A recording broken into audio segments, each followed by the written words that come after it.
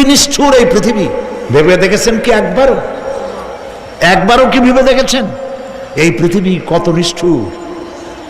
এই সন্তান সন্ততি সব একটি মোহ, একটি মায়া, একটি মহব্বত, একটি প্রতারণা। যে বইয়ের জন্য হারাম ইনকাম করেছেন, যে সন্তানদের জন্য হারাম ইনকাম করেছেন, জান দিলেন, রক্ত দিলেন, জীবন দিলেন, সারা রাত কষ্ট করেছেন, দৌড়দৌড়ি করেছেন, যখন মরে গেলেন, যে বাচ্চাটা আপনি কোলে না নিলে কলিজা ঠান্ডা হয় না, সেই বাচ্চা বলবে, মাকে বলবে, মা বাপের লাশ যে রুমে আছে আমার সেখানে নিও না, আমার ভয় করে। স্ত্রীও আরো দুই একজন লোক না হলে লাশের ঘরে থাকতে পারবে না, তারও ভয় করবে। থাকলে বড় জোর মা থাকতে পারে, বাপ থাকতে পারে। যাকে বিবাহ করার পর অনেক সন্তান আছে, মা বাপকে চোখে দেখতে পারে না। তোমার ছোট্টবেলায় যখন তোমার টাইফয়েড হয়েছিল, অসুখ করেছিল, গরিব বাবা, বাড়িতে ল্যাপ নাই, খাতা নাই, তোষক নাই, সেই জায়গায় মা তার কাপড় বিছায় দিয়া বুকের উপরে নিজের শরীরের উষ্ণতা দিয়া বাঁচায় রাখার চেষ্টা করেছে, নিজে না খেয়ে খাওয়াইছে, অসুখ সারে না। মা ওই মুমূর্ষ বাচ্চার সেরানে তার মাথার কাছে বসে তাহাজ্জুদের নামাজ পড়ে কোরআন শরীফ তেলাওয়াত করে, চোখ দিয়া পানি পড়ে আর বলতে তাকে, রব্বুল আলামিন আমার জীবনটারে দিয়ে আমার কলিজার টুকরা সন্তানটারে বাঁচাইয়া দাও। যেই মা নিজের জীবন দিয়া সন্তান বাঁচাইতে চাইলো, সেই সন্তান আজকে বউ পাইয়া মাকে ভুলে যায়, মায়ের সাথে খারাপ ব্যবহার করে।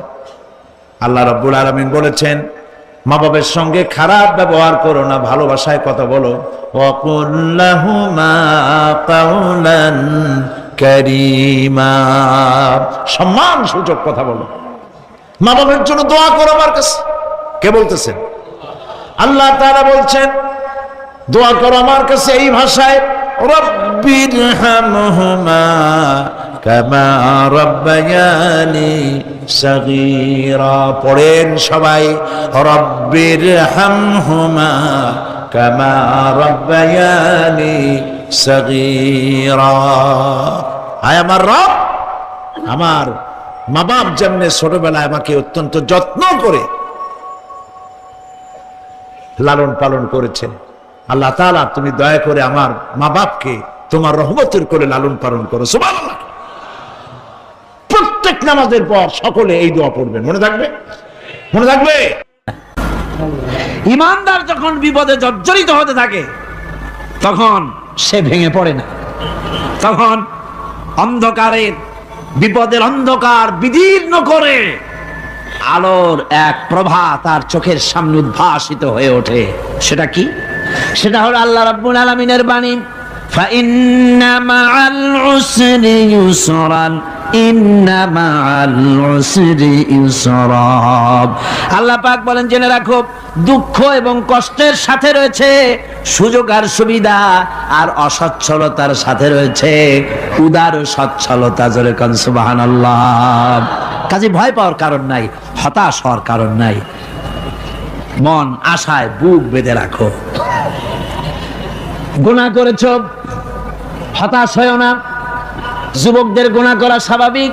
ইউনিভার্সিটির ছাত্র, কলেজের ছাত্র, প্রফেসর, শিক্ষক, অফিসার ঘুষ খেয়েছেন, জিনা করা হয়েছে, মদ খাওয়া হয়েছে, মিথ্যা কথা বলা হয়েছে, যাই কিছু করেন না কেন ভয় পাওয়ার কারণ নাই, নিরাশ হওয়ার কোনো দরকার নাই। আল্লাহ পাক ডেকে বলেছেন, কুল ইয়া ইবাদিয়াল্লাযীনা আসরাফু আলা আনফুসিহিম লা তাকনাতু মির রাহমাতিল্লাহ। আর আল্লাহ বলেন, ও নবী আপনি শুনায় দেন,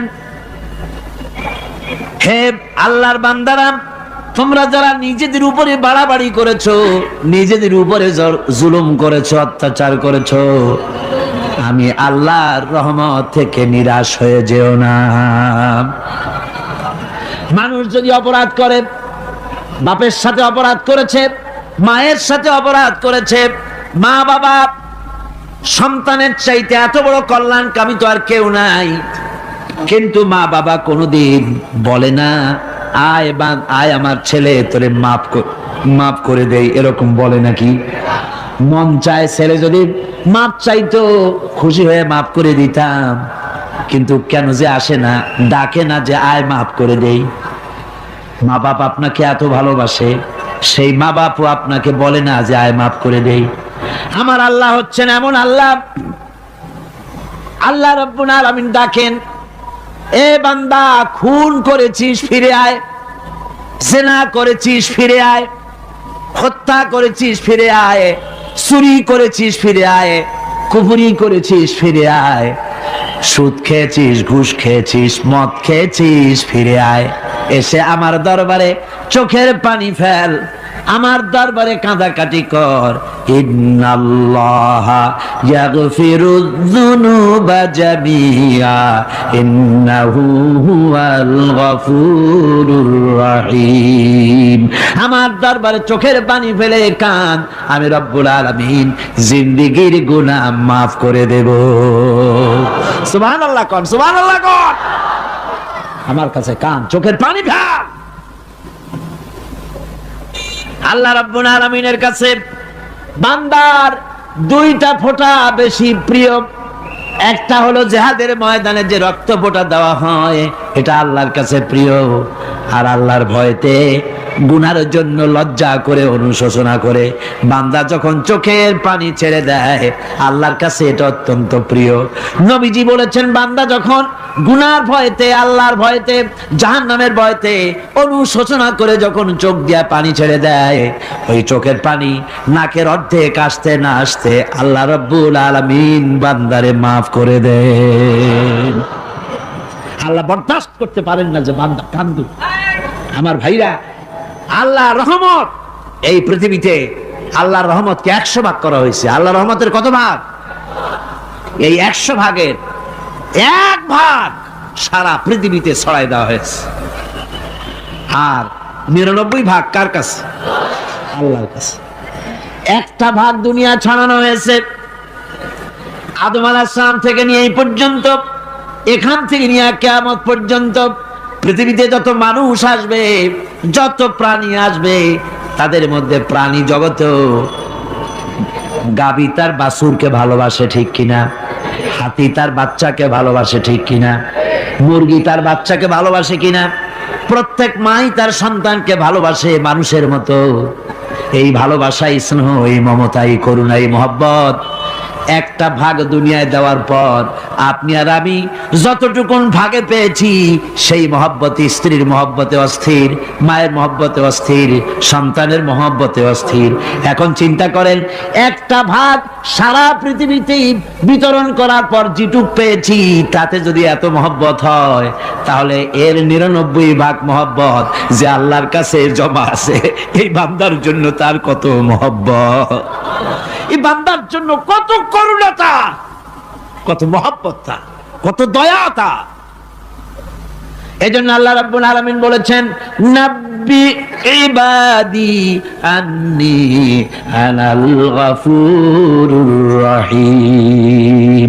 ও আমার নবী, সুসংবাদ দিয়ে দাও, বান্দাদেরকে শোনায় দাও যে আমি আল্লাহ তাআলা ক্ষমাশীল আর দয়াবান। হুজুর কাঁদতেছিলেন, হযরত ওমর রাদিয়াল্লাহু তাআলা আনহু এসে দেখেন হুজুর একা কাঁদতেছে। হুজুর জিজ্ঞেস করছেন, হযরত ওমর জিজ্ঞেস করলেন, হুজুর আপনি কাঁদেন কেন একা একা? হযরত ওমর বলেন, আমি যখন প্রশ্ন করলাম, নবীজি বললেন, আমার কাছে কিছু আগে জিবরাইল এসেছিলেন। জিবরাইল এসে আমাকে বললেন, আল্লাহ পাক বলেছেন, হে আমার নবী, ইসলামের ভিতরে থেকে যে সমস্ত মানুষগুলো ইসলামের ভিতরে থেকে চুল আর দাড়ি পাকায় দিছে, কিয়ামতের দিন এই লোকগুলারে আমি শাস্তি দিতে আমার শরম হবে। হযরত ওমর বলেন, হুজুর উম্মতের জন্য কত বড় খোঁজ খবর এটা, আর আপনি কাঁদতেছেন। হুজুর বলেন, ওমর তুমি জানো না, আমার কান্নার কারণ ভিন্ন। আমার কান্নার কারণ হলো যে আল্লাহ রাব্বুল আলামিন কিয়ামতের দিন দাড়ি চুল পাকা বান্দারে শাস্তি দিতে শরম করবেন। সেই দাড়ি চুল পাকা বান্দাগুলি আল্লাহর সাথে নাফরমানি করতে শরম করে না। আমি এই লজ্জায় কাঁদতেছি।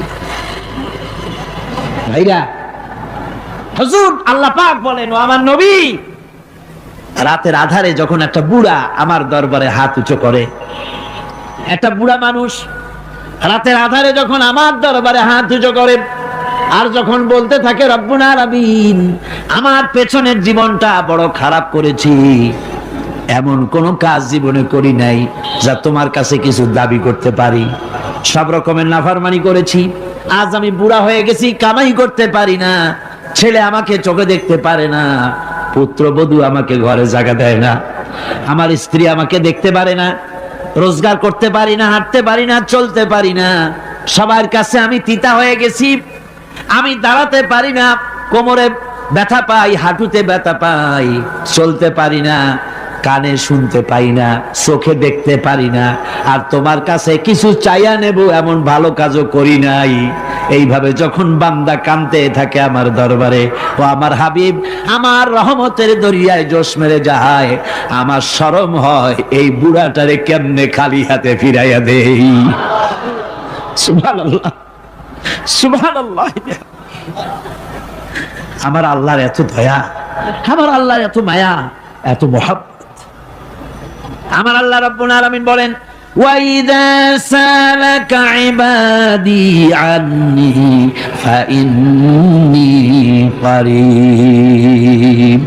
আমার হাবিব, আমার বান্দা আমার ব্যাপারে প্রশ্ন করে, আমি বান্দার একদম নিকটে। কোরআন শরীফের ভিতরে যত জায়গায় রাসূলকে বলা হয়েছে সুয়ালের কথা, আপনাকে প্রশ্ন করা হয়, আল্লাহ তার জবাব কুল এই কথা বলে জবাব দিয়েছেন। যত জায়গায় সুয়াল এসেছে, যেমন কোরআনে কারীমের মধ্যে আল্লাহ পাক বলেন, ওয়ায়াসআলুনাকা আনিল মাহিদ, মেয়েদের হায়েজ সম্পর্কে জিজ্ঞাসা করা হয়, কুল হিয়া আযা, হে নবী আপনি বলুন। এভাবে করে কুল দিয়ে জবাব দেওয়া হচ্ছে।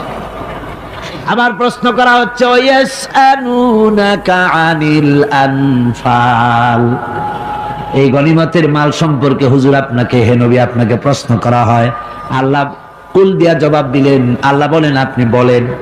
ওয়ায়াসআলুনাকা আনিল খামরি ওয়াল মাইসির, আল্লাহ পাক বলেন নবী আপনারে প্রশ্ন করা হয়, কুল ফীহিমা ইসমুন কাবীর, আল্লাহ কুল দিয়া বললেন তুমি বলো। আবার বলা হলো, ওয়ায়াসআলুনাকা আনিল আহিল্লা কুল হিয়া মাওয়াকিতু লিন্নাস, নবী আপনাকে প্রশ্ন করা হয় চাঁদের ক্রমবর্ধমান এবং ক্রমহ্রাস, এই যে বাড়ে আর কমে, পূর্ণিমা হয়, অমাবস্যা হয়, কেন হয় আপনি বলুন। কুল, আপনি বলেন এটা আমি অক্ত এবং সময়, বছর আর দিন গণনা করার জন্য পৃথিবীবাসীদের জন্য বিনা পয়সায় একটা ক্যালেন্ডার বানাইয়া আকাশে ঝুলাই রেখেছি। এভাবে যত জায়গায় এসেছে আপনাকে প্রশ্ন করা হয়, তত জায়গায় আল্লাহ জবাব দিয়েছেন কুল আপনি বলেন। গোটা কোরআন শরীফের ভিতরে এই একটি মাত্র জায়গা যেখানে বলা হয়েছে আপনাকে প্রশ্ন করা হয়, আল্লাহ এখানে বলতে পারতেন কুল আপনি বলেন, আল্লাহ তোমাদের নিকটবর্তী, এভাবে জবাব হয় নাই। এটা কায়দাটা হলো এই, আল্লাহ বলতেছেন ওয়াইজা সালাকা ইবাদি, ও আমার নবী প্রশ্ন তো আমার বান্দারা আমার ব্যাপারে করেছে, এবার আপনার জবাবের কোনো দরকার নাই, প্রশ্ন আমার ব্যাপারে আমি নিজে জবাব দিয়ে দেই, ফা ইন্নী কারীব। ও বান্দা আমার ব্যাপারে প্রশ্ন করেছিস, জবাব আমি দেই, আমি তোর সবচাইতে বেশি নিকটে। সুবহানাল্লাহ, কত নিকটে? وَنَحْنُ أَقْرَبُ إِلَيْهِ مِنْ حَبْلِ الْوَرِيدِ, তোর যে রগ, এই শাহরগের চাইতেও আমি তোর বেশি কাছে। সুবহানাল্লাহ, আমার ডাক, আমার ডাক কলিজা দিয়া ডাক, অন্তর দিয়ে ডাক। মনের থেকে মানুষ যদি ডাকে, মুখের ডাক আর মনের ডাক এক জিনিস নয়। দিল সে जो बात निकलती है असर रखती है पर नहीं मगर ताकते परवाज रखती है। দিল থেকে যে কথা বেরোয় তা প্রভাব বিস্তার করে, ডানা নাই কিন্তু ওড়ার ক্ষমতা রাখে। মনের কথাই ভিন্ন, মন থেকে, দিল থেকে, কলিজা থেকে, অন্তরের গভীর কন্দর থেকে মোহাব্বতের সাথে কেউ যদি একবার বলে আল্লাহ, আল্লাহ রাব্বুল আলামিন বলেন অন্তরের অন্তঃস্থল থেকে একটি বার যদি বান্দা বলেন আল্লাহ, আল্লাহ বলেন 70 বার সাড়া দিয়া জিজ্ঞেস করি বান্দা কি চাও, আমি তোমার কাছে আছি। সুবহানাল্লাহ, আমি তোর একদম কাছে, কি চাস বল, বল আমার কাছে। এমন দয়াবান, এমন মেহেরবান, এমন আল্লাহ আমাদের। সে আল্লাহ রাব্বুল আলামিন তিনি বলছেন وقال ربكم ادعوني استجب لكم, তোমাদের রব বলেছেন আমারে ডাকো, আমি আল্লাহ ডাকের সাড়া দিয়া দেব। সুবহানাল্লাহ। কারে ডাকতে হবে? কারে ডাকতে হবে? এই বিশাল জনসমুদ্র একযোগে চিল্লা কোন কারে ডাকতে হবে? কোন পীর সাহেবকে নয়, আল্লাহর কসম কোন খাজা বাবাকে নয়, ডাকতে হবে কারে? চিল্লা এখন কারে? ওয়াকালা রাব্বুকুম উদউনি, তোমার রব তোমাকে বলতেছে আমারে ডাকো, আস্তাজিব লাকুম, আমারে ডাকবে আমি সাড়া দিয়ে দেব। সুবহানাল্লাহ। আল্লাহকে ডাকেন, কি চাই আপনার বলেন, কি চাই? আল্লাহর কাছে চান, আল্লাহ দিয়ে দিবেন। দেওয়ার জায়গা আল্লাহর কাছে চাইবেন, আল্লাহ দিবেন। দেওয়ার জায়গা, চাওয়ার জায়গা হলো সেজদায় পড়ে যাবেন। আমার ভাইয়েরা জায়গাটা চিনায় দিলাম। মাজারে যাওয়া লাগবে না, কবরে যাওয়া লাগবে না, 2 রাকাত নামাজ পড়ে সেজদায় পড়ে গিয়া যত বিপদ আছে, মুসিবত আছে, সেজদার মধ্যে চোখের পানি ছেড়ে দেন আর কেন্দে কেন্দে জীবনের কথা বলেন। আল্লাহ রাব্বুল আলামিন আপনার আওয়াজ শুনবেন আর দোয়া কবুল করে নিবেন। কামতে হবে আল্লাহর কাছে। কার কাছে? আল্লাহর কাছে। সুম্মা ইস্তাগফিরুল্লাহ, আর এরপরে সে যদি আমি আল্লাহর কাছে ক্ষমা চাই, ইয়াজিদিল্লাহ গাফুরার রহিমা, সে আমি আল্লাহকে গফুর এবং রহিম হিসাবে পাবে। সুবহানাল্লাহ। আল্লাহকে গফুর এবং রহিম হিসাবে পাওয়া যাবে। সব আল্লাহকে বলতে হবে, গুনাহ মাফ চাইতে হবে। এই জন্য হুজুর সাল্লাল্লাহু আলাইহি ওয়াসাল্লাম দৈনিক 100 বার তওবা পড়তেন। কোন হাদিসে আছে 70 বার, কোন হাদিসে আছে 100 বার তওবা পড়তেন।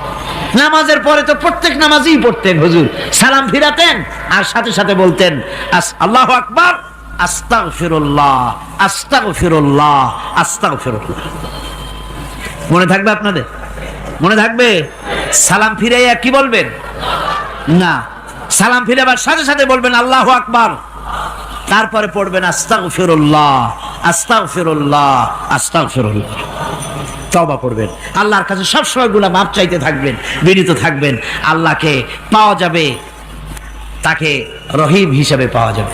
সুতরাং ঈমান বিল্লাহ, আল্লাহর প্রতি ঈমান আনলে পরে 4th নম্বরের যে উপকারটা হবে সেটা হলো হতাশায় ভুগবে না, নিরাশায় ভুগবে না, আশায় বুক বেঁধে উঠবে, ঈমান মজবুত হবে, আল্লাহর কাছে মানুষ বিনয়ী হয়ে যাবে। এবার 5ম নম্বরের উপকার আমি বলছিলাম, ঈমান বিল্লাহ, আল্লাহর প্রতি ঈমান আনলে পরে অসংখ্য উপকার হয়, অসংখ্য বৈশিষ্ট্যের আছে।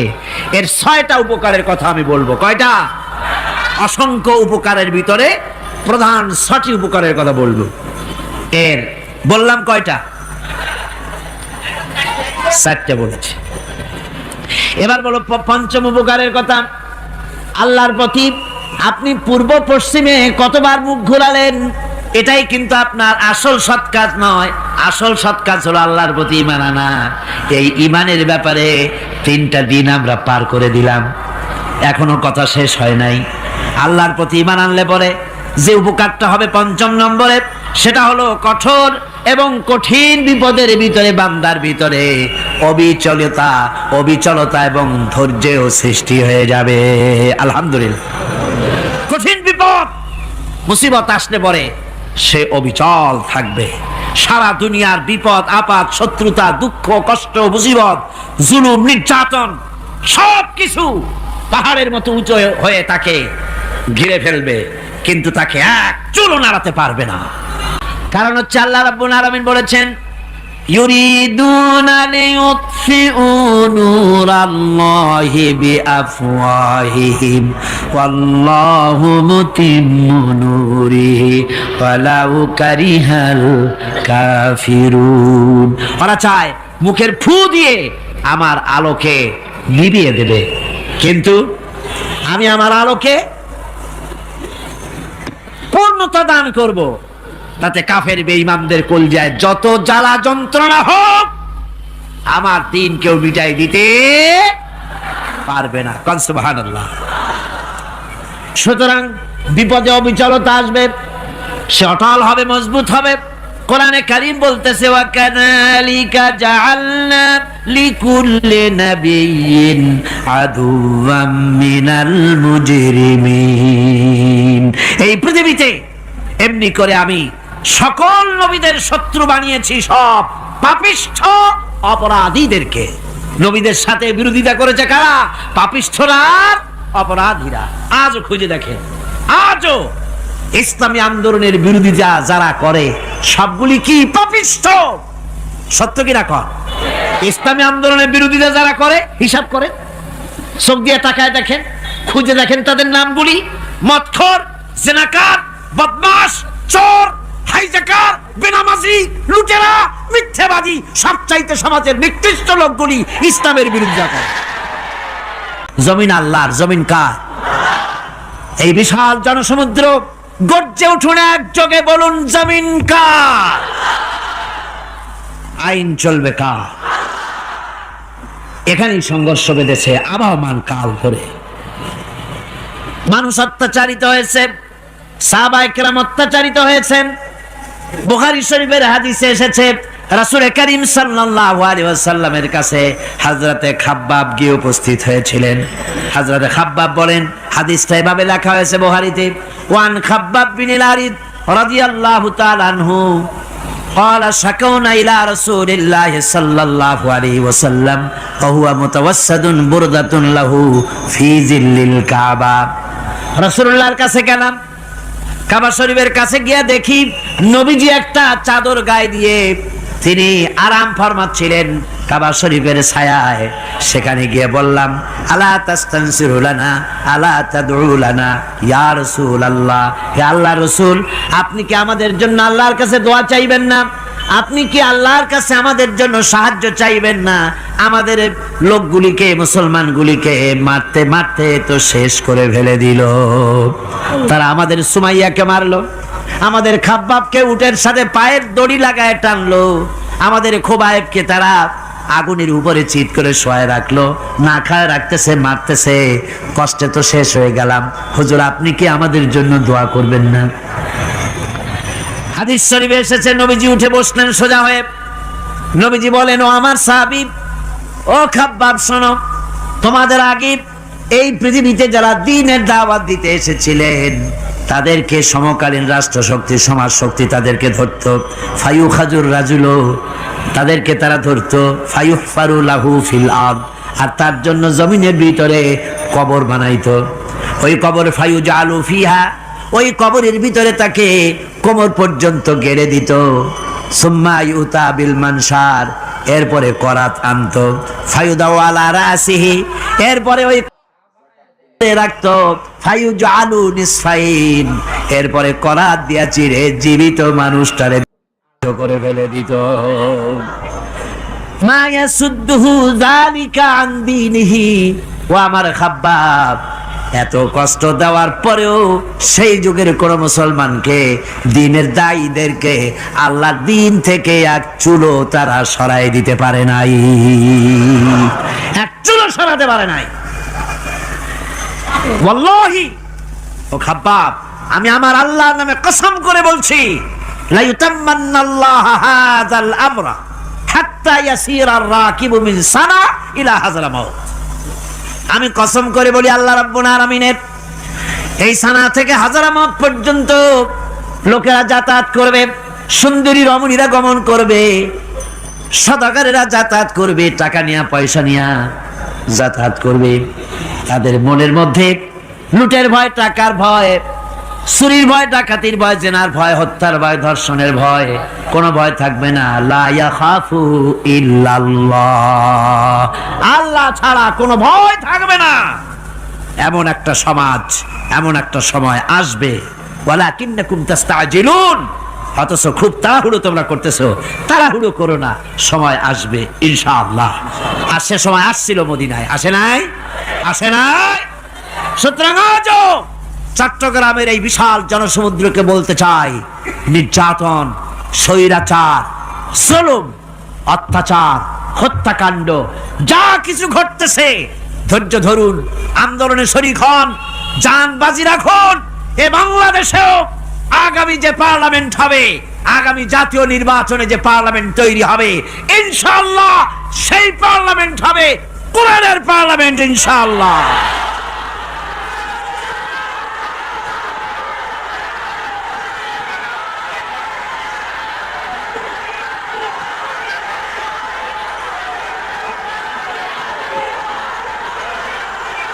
আমার ভাইয়েরা, আমার বন্ধুগণ, কঠিন বিপদে অবিচলতা এবং ধৈর্যের দৃষ্টান্ত রেখে গেছেন আম্বিয়া আলাইহিমুস সালাম। সুবহানাল্লাহ। কঠিন বিপদে অবিচলতা, দৃঢ়তা, ধৈর্য কারে বলে, তার দৃষ্টান্ত কারা রেখেছেন? আম্বিয়া আলাইহিমুস সালাম। ওনারাই আমাদের আদর্শ, নবীরাই আদর্শ। সাহাবায়ে কেরাম রিদওয়ানুল্লাহ তাআলা আলাইহিম আজমাইন আমাদের আদর্শ।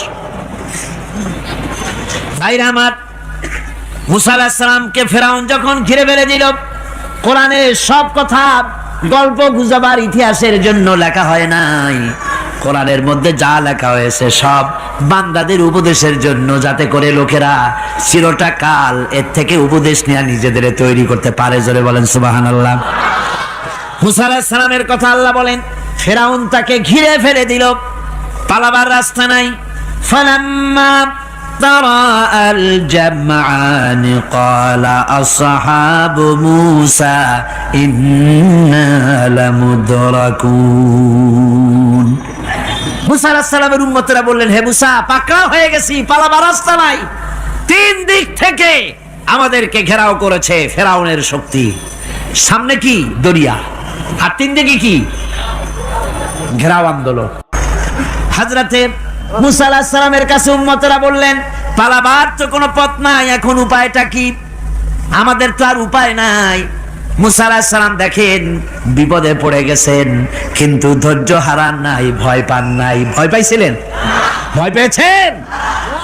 প্রশ্নই ওঠে না। মুসা আলাইহিস সালাম, আল্লাহ পাক যাদেরকে বলেছেন উলুল আযম রাসূল, যাদের বলেছেন তার মধ্যে হযরত মুসা একজন উলুল আযম পয়গম্বর। চারটিখানি কথা না, আল্লাহ কথা বলছেন তার সাথে, কালিমুল্লাহ তিনি। সুবহানাল্লাহ। মুসা আলাইহিস সালাম শোনালেন, কাল্লা ইন্না মাইয়া রাব্বি সায়াহদিন। কখনো নয়, আমার উম্মতেরা ভয় পেও না, আমার রব অবশ্যই আমাকে পথ দেখাবেন। সুবহানাল্লাহ। তিন দিক থেকে শত্রু, একদিকে দরিয়া, পালাবার কোন রাস্তা নাই। সেখানে দৃঢ়তার সাথে তিনি বলছেন, অবশ্যই আমার আল্লাহ আমারে পথ দেখাবে। সুবহানাল্লাহ। নবীরা এই দৃঢ়তা দেখিয়েছেন, অবিচলতা দেখাইছেন। আল্লাহ পাক মুসা আলাইহিস সালাম যখন এই দৃঢ়তা দেখালেন, এই অবিচলতা দেখালেন, সঙ্গে সঙ্গে জিবরাইল এসে হাজির হয়ে গেলেন।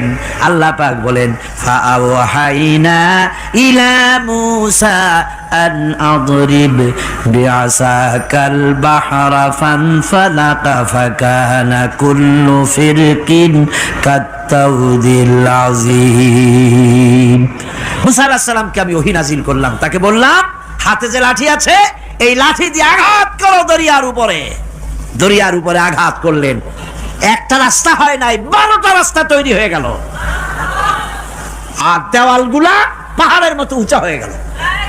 দরিয়ার ভিতরে পাহাড়ের মতো উঁচা, মজবুত 12টা রাস্তা।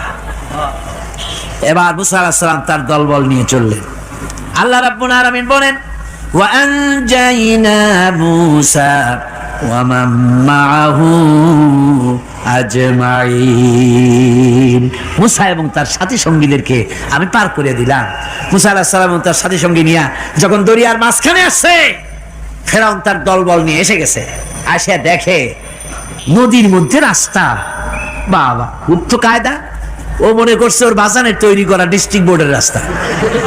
ওর লোকজন নিয়ে নেমে গেছে দরিয়ার ভিতরে। ও আসছে মাঝখানে, মুসা আলাইহিস সালাম চলে গেছেন ওপার, দরিয়া পার। মাঝখানে যখন এসে গেল, আল্লাহ রাব্বুল আলামিন পানিকে অর্ডার করলেন কুন। আল্লাহর তো বটন টেপা লাগে না, মুখ দিয়া কোনো হুকুম করা লাগে না, শুধু বলেন কুন। যে ব্যাপারে কুন বলেন ফায়াকুন, সাথে সাথে হয়ে যায়। আল্লাহ বললেন কুন, আর অমনি রাস্তা বন্ধ হয়ে গেল। এবার তুফান শুরু হয়েছে নদীতে, ঢেউয়ের উপরে ঢেউ, মৌজুন কাল জিবাল, পাহাড়ের মতো উঁচু হয়ে হয়ে ঢেউ আসতেছে। দলবল ঘোড়া আর অস্ত্রপাতি যা ছিল সব মরিয়া শেষ। এবার ফেরাউন একা উপরে ওঠে আর নিচে নামে, পানি খেতে খেতে পেটের কাম সারা। জনমের খাওয়া খাইছে পানি, এখন জান যায়, বাঁচবার আর উপায় নাই, বাঁচবার আর উপায় নাই। ফেরাউন তার নিজের জীবন সম্পর্কে হতাশ হয়ে গেল। এবার ফেরাউন বলতেছে, আমানতু আন্নাহু লা ইলাহা ইল্লাল্লাযী আমানাত বিহি বানু ইসরাঈল। আমি ঈমান আনলাম, আমি ঈমান আনলাম আল্লাহ ছাড়া কোনো ইলাহা নাই। ওই আল্লাহর উপর ঈমান আনলাম যে আল্লাহর উপর ঈমান এনেছে বনি ইসরাঈলেরা। আল্লাহ যাতে ঠিক পায় যে কোন আল্লাহর উপর ঈমান আনছে। বনি ইসরাঈলের আল্লাহর উপর ঈমান আনলাম। আল্লাহ, এই তো মুসলমান হয়ে গেছি, এরপরও আমার সুবাও কেন? আল্লাহ রাব্বুল আলামিন জবাবে বলেন, আল আন, এখন ওয়াকাদ আসাইতা ক্বাবলু ওয়া কুনতা মিনাল মুফসিদিন। এখন ঈমান আনার কথা বলছো, অথচ যুগের পর যুগ, বছরের পর বছর ধরে আমার মানুষের উপরে মন গড়া আইন চালায়েছো, আমার পয়গম্বরের সাথে বেয়াদবি করেছো। আজ তোমাকে আমি ছাড়ছি না, তোমাকে আজকে ছেড়ে দেব না। আমি তোমাকে মারব, আর সমস্ত প্রাণীগুলিকে, স্থলচর প্রাণীগুলিকে আল্লাহ পাক অর্ডার দিয়া দিলেন, এই ফেরাউনের লাশকে ডুবাবি না, পচাবি না, খাবি না।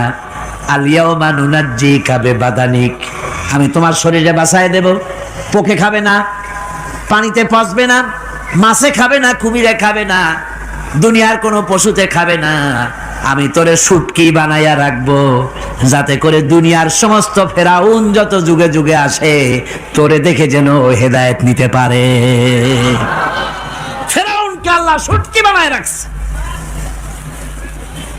আমি ফেরাউনদের লাশ দেখেছি ব্রিটিশ মিউজিয়ামে।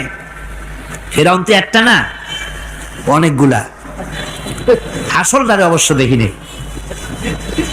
ব্রিটিশ মিউজিয়ামে ওই ফেরাউনগুলার লাশ যখন অসুবিধা হয়, মমিগুলি, তখন ইংল্যান্ডে নিয়ে যায় চিকিৎসা করাবার জন্য। চোখ টোক আছে গর্তের ভিতরে, তারপরে চামড়া টামড়া হাড়ের সাথে মিশানো, ওইভাবে চেহারা দেখলে মনে হয় যে সত্যি ফেরাউনিগুলা। আমার বন্ধুগণ, বলতেছিলাম যে পৃথিবীতে আল্লাহ রাব্বুল আলামিন নবীরা তাদের চরিত্র দিয়ে বিপদের মোকাবেলা করে, দুনিয়ার সামনে কঠিন বিপদের মোকাবেলা করে অবিচলতা, দৃঢ়তা দেখায় গেছেন যে কেমন করে এই পৃথিবীতে বিপদের সামনে মোকাবেলা করতে হয়। ধৈর্য ধরতে হবে, বিপদ আসবে পাহাড় সমান হয়ে, আপনাকে ধৈর্য ধারণ করতে হবে সেভাবে বুক বেঁধে। যেহেতু এটা যদি বিশ্বাস হয় যে আমার কিসমতে যা আছে তার থেকে বেশি কিছু হবে না, তাহলেই আপনার ধৈর্য আসবে, ভয় পাবেন না। কথা ঠিক কিনা কন? এবারে হযরত হুদ আলাইহিস সালাম সম্পর্কে আল্লাহ রাব্বুল আলামিন বলেন, হযরতে হুদকে যখন ষড়যন্ত্র হলো কাফির বেঈমানেরা তাকে মেরে ফেলার জন্য, যখন সরকারি ষড়যন্ত্রে লিপ্ত হয়ে গেল, হযরতে হুদ সমাজের এই চ্যালেঞ্জের মোকাবেলা করলেন। হযরত হুদ বলেন, ফাকিদুনি জামিআন সুম্মা লা তুনজিরুন ইন্নী তাওয়াক্কালতু আলাল্লাহি রাব্বি ওয়া রাব্বিকুম। তোমরা তোমাদের ষড়যন্ত্র আমার বিরুদ্ধে যত পারো আমার বিরুদ্ধে ষড়যন্ত্র চালাও, এতটুকুন আমার অবকাশ দিও না। আমি এমন আল্লাহর উপরে ভরসা করেছি যার হাতের ভিতরে তোমাদেরও জান আর আমারও জান। যা পারো তাই করো।